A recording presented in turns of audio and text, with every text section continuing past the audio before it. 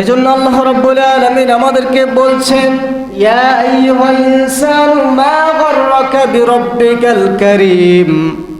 কিসে তোমাকে তোমার রব সম্পর্কে গাফিল করে রেখেছে?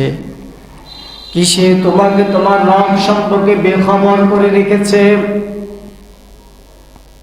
নাহমাদুহু ওয়া নাস্তাঈনুহু ওয়া নাস্তাগফিরুহু ওয়া নু'মিনু বিহি ওয়া নাতাওয়াক্কালু আলাইহি ওয়া নাউযু বিল্লাহি মিন শুরুরি আনফুসিনা ওয়া মিন সাইয়্যাতি আ'মালিনা। من يهده الله فلا مضل له ومن يضلله فلا هادي له ونشهد أن لا إله إلا الله وحده لا شريك له ونشهد أن سيدنا وحبيبنا ومولانا محمدا عبده ورسوله الذي أرسله الله إلى كافة للناس بشيرا ونذيرا وداعيا إلى الله بإذنه وسراجا وقمرا منيرا. فقد قال الله سبحانه وتعالى في كلامه المجيد وبرهانه التوحيد: أعوذ بالله من الشيطان الرجيم. بسم الله الرحمن الرحيم. إن الله وملائكته يصلون على النبي يا أيها الذين آمنوا صلوا عليه وسلموا تسليما.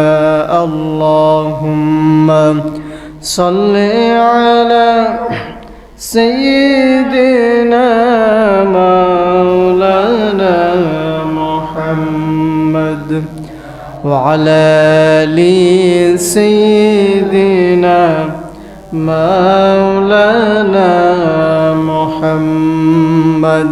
জবান খুলে মোহাব্বত শহীদ পড়ি আল্লাহুম্মা সাল্লি আলা سيدنا مولانا محمد وعلى آل سيدنا مولانا. সময় থাকতে কর মুমিন পরকালের ভাবনা। ধনী বলো গরিবে বলো আজরাইল কাউকে ছাড়বে না। আল্লাহুম্মা সাল্লি আলা مولانا محمد وعلى آل سيدنا. صلاة يا رسول الله عليكم سلام يا حبيب الله عليكم صلاة يا رسول الله عليكم سلام يا حبيب الله جي محجوري برحمة جاني عالم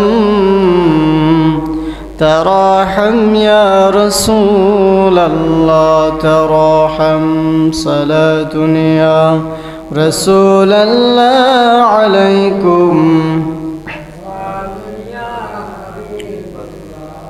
لا إله إلا الله لا إله إلا الله لا إله إلا الله لا إله لا إله إلا الله لا إله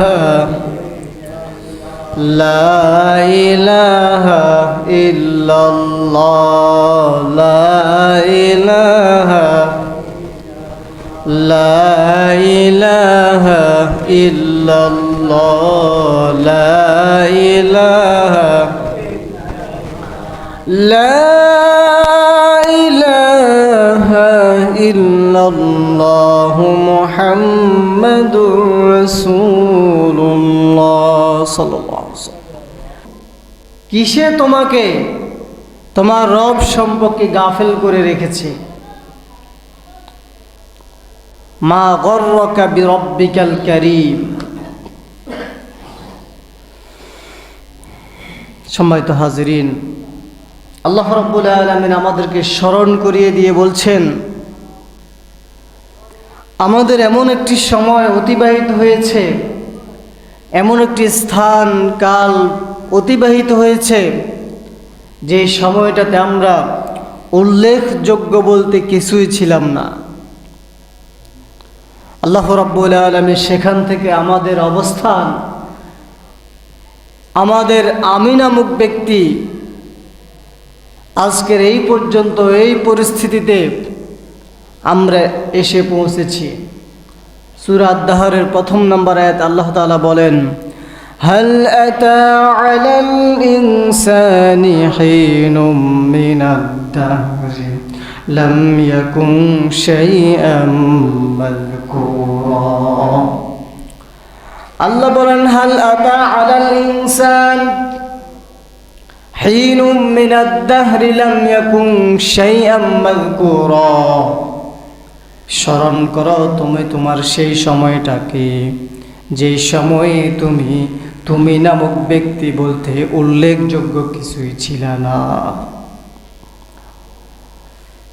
আজকের আমি আমার অবস্থানে এতটুকু পর্যন্ত এসেছি কার দয়ায় আল্লাহর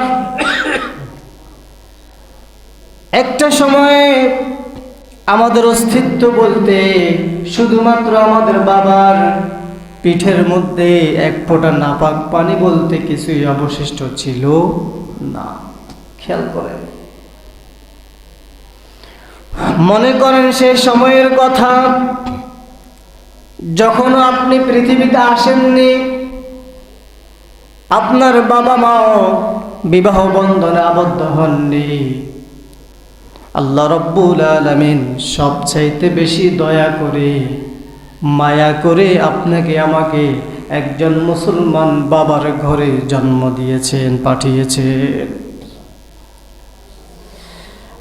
স্বামী আর স্ত্রীর একটি মিলন মেলার মধ্য দিয়ে আল্লাহ রাব্বুল আলামিন আপনাকে আমাকে পৃথিবীর মুখ দেখিয়েছেন তিনি চাইলে আমাদেরকে পৃথিবীতে যখন মা যখন সন্তানটা ভূমিষ্ঠ করে অনেক সন্তান ভূমিষ্ঠ হওয়ার সময় মারা যায় কিনা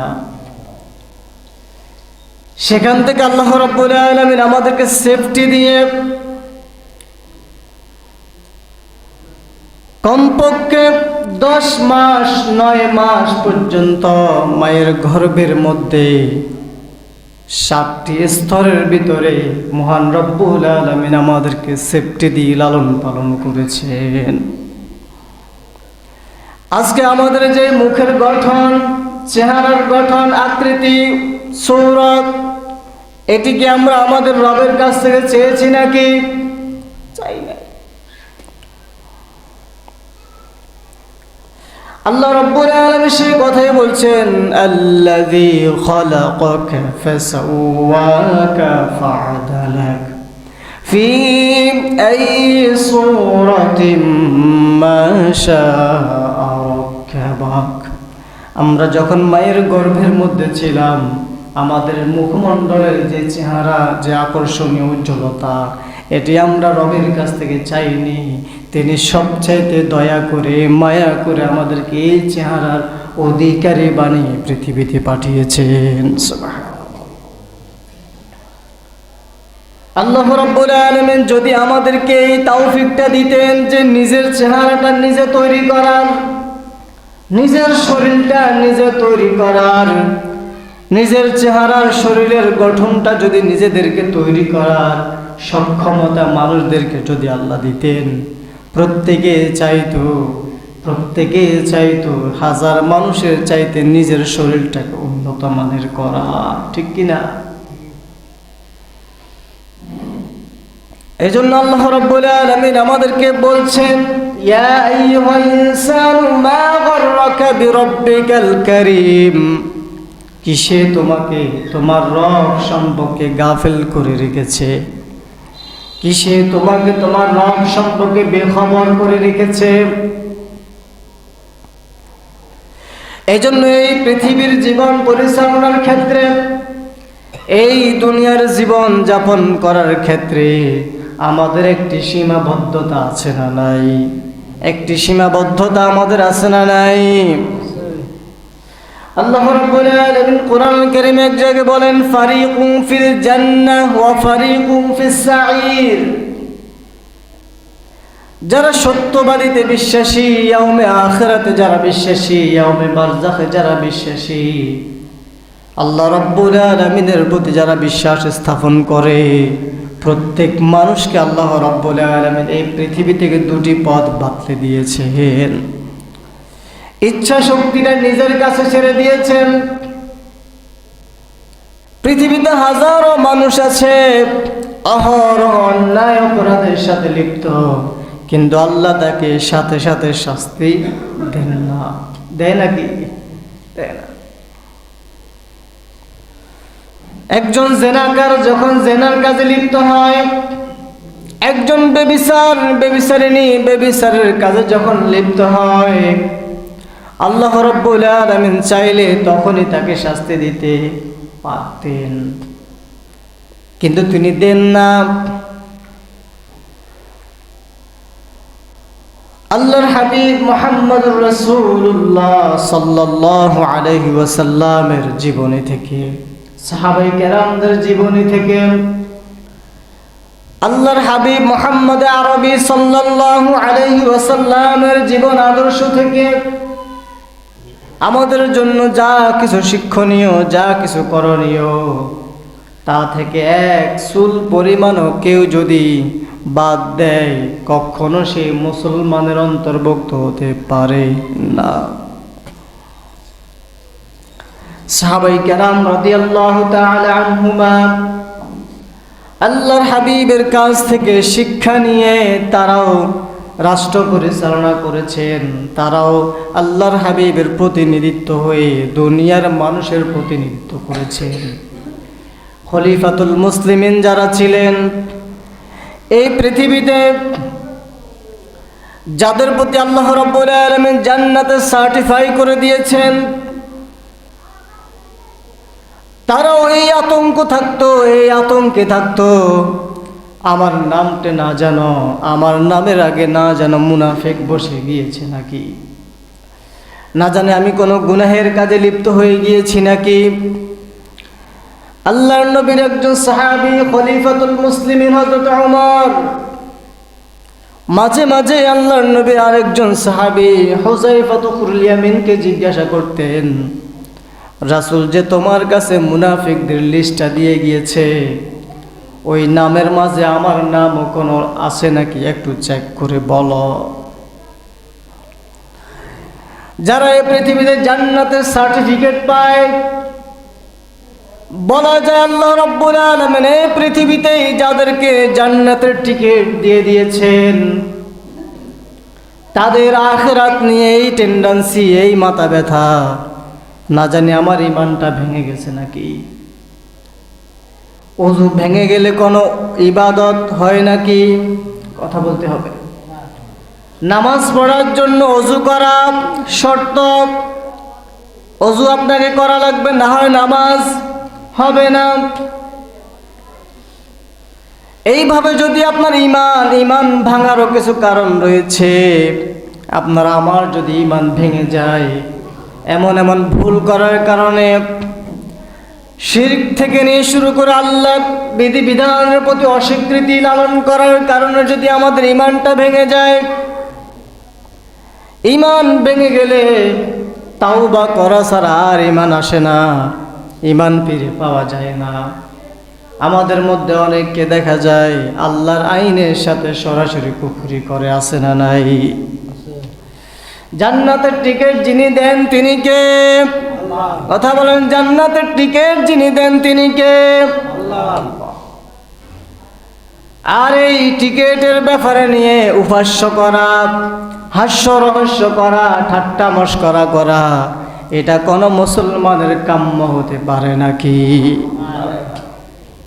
আজকে একটা দলকে দেখা যায় আলেমদেরকে, ওলামাদেরকে গায়েল করার জন্য তারা এই পন্থাটা হাতে নিয়েছে।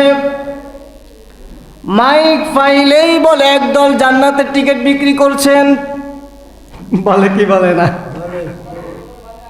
মাইক সামনে পেলেই বলে একদল জান্নাতের টিকিট বিক্রি করছে। তাদের বিবেকের কাছে প্রশ্ন, আলেমরা জান্নাতের টিকিট বিক্রি করে নাকি জান্নাতের পথ দেখায়? কি করে? কি করে? যে পথ দেখিয়ে গিয়েছেন আল্লাহর হাবিব মুহাম্মদুর রাসূলুল্লাহ, সাহাবায়ে কেরাম রিদওয়ানুল্লাহি আলাইহিম আজমাইন। 12 বছর, 14 বছর, 15 বছর পড়ালেখা করে আলেম হতে হয়। এখন আলেমরা আর ফতুয়া দেয় না, ফতুয়া সব ওনারা দেয়। ফতুয়া এখন আলেমদের দেওয়া লাগে না, ফতুয়া দিয়ে দিচ্ছে যে ওরা জান্নাতের টিকিট বিক্রি করতেছে মানুষকে বোকা বানানোর জন্য। আহা, ক্ষমতা এমন এক মোহচ্ছন্ন আল্লাহর হাবিব মুহাম্মদুর রাসূলুল্লাহ সাল্লাল্লাহু আলাইহি ওয়াসাল্লাম, তিনি আল্লাহর কাছে দোয়া করেছিলেন, সুলতানান নাসীরা, আমাকে আপনি রাষ্ট্র ক্ষমতা দেন। এটি শিখিয়েছেন কে? এটি শিখিয়েছেন কে? রাষ্ট্র ক্ষমতা যদি মুসলমানদের হাতে থাকে, ঈমানওয়ালাদের হাতে থাকে, আল্লাহর কোরআনের ভিত্তি স্থাপনকারীদের যদি হাতে থাকে, তারা রাষ্ট্রীয় ক্ষমতায় গেলে বলুন তো কোরআনের বাহিরে আইন প্রণয়ন করবে নাকি? করবে না, কারণ তাদের অন্তরে ভয় আছে কার? এই দেশে 56,000 বর্গ মাইলে প্রায় 20 কোটির মতো জনসংখ্যা কিংবা মুসলমান ধরা যায়, 14 কোটি 15 কোটি মুসলমান ধরা যায়। এদের ভিতরে আমাদের মধ্যে আমরা ইসলামে খেলাফা চাই না। খেলাফার প্রতি আপনার আমার ভয় কিসের? খেলাফা এটা তো আমার আর আপনার তৈরি না, তৈরি হচ্ছে মুহাম্মদুর রাসূলুল্লাহ সাল্লাল্লাহু আলাইহি ওয়াসাল্লামের। তাহলে যে সমস্ত মুসলমানরাই খেলাফাকে ভয় করে, ইসলামিক স্টেটমেন্টকে যারা ভয় করে, ইসলামী ইমারত কায়েম হবে এই ভয়ে আলেমদেরকে ভোট দেবে না। আলেম ওলামারা যদি সংসদে যায়, ওরা ইসলামী খেলাফা কায়েম করে ফেলবে, এই ভয় ওদের ভিতরে। আল্লাহর নবী মুহাম্মদুর রাসূলুল্লাহ সাল্লাল্লাহু আলাইহি ওয়াসাল্লাম রাষ্ট্র পরিচালনা করেছেন, যে রাষ্ট্রের মধ্যে একজন ইহুদি, যার জীবনে 4টি যুদ্ধে আল্লাহর হাবিব নিজে সেনাপতি হিসেবে পালন করেছেন। 4টি যুদ্ধে মদিনার ক্ষমতা অবস্থায় ইহুদিদের বিরুদ্ধে 4টি যুদ্ধে মুহাম্মদুর রাসূলুল্লাহ সরাসরি সেনা প্রধান ছিলেন, সেনাপতি ছিলেন। তার রাষ্ট্র ব্যবস্থায় একজন ইহুদিও ইনসাফ পায়। মসজিদে নববীতে পেশাব করার পরেও মুসলমানরা তাকে সর আদরে তারা তাকে গ্রহণ করে। কেউ আক্রমণ করে না, গায়ে হাত তুলন, একটা ধমকও দেয়নি। ইহুদি মনে মনে চিন্তা করছিল, যদি আমি ওদের ধর্মীয় উপাসনালয় এখানে যদি পেশাব করি, এই পবিত্র জায়গাটাকে যদি আমি অপবিত্র করি, নিশ্চয়ই তারা আমার উপরে চড়াও হবে। কিন্তু রাসূল সাল্লাল্লাহু আলাইহি সাল্লাম তার উপরে চড়াও হননি। এই সৌহার্দ্যপূর্ণ আচরণ দেখে ততক্ষণিক ইহুদি পড়ে নিলেন, লা ইলাহা ইল্লাল্লাহু মুহাম্মাদুর রাসূলুল্লাহ। আল্লাহর নবী মুহাম্মদুর রাসূলুল্লাহ যে খেলাফা আমাদেরকে দিয়ে গিয়েছেন, এটি যতদিন ছিল মুসলমানদের হাতে, কোন পরাশক্তি বলেন, কোন বড় বড় শক্তি বলেন না কেন, যত ক্ষমতাধর শক্তি বলেন না কেন, মুসলমানদের পায়ের নিচে এসে তাদের মস্তক অবনত করা লেগেছে। কারণ এই ক্ষমতা, এই পাওয়ার স্বয়ং কার পক্ষ থেকে? ওমর ইবনে আব্দুল আজিজ রাহমাতুল্লাহি আলাইহি আল্লাহর হাবিব মুহাম্মদুর রাসূলুল্লাহর 30 বছর পরে রাষ্ট্রীয় ক্ষমতা এসেছিলেন।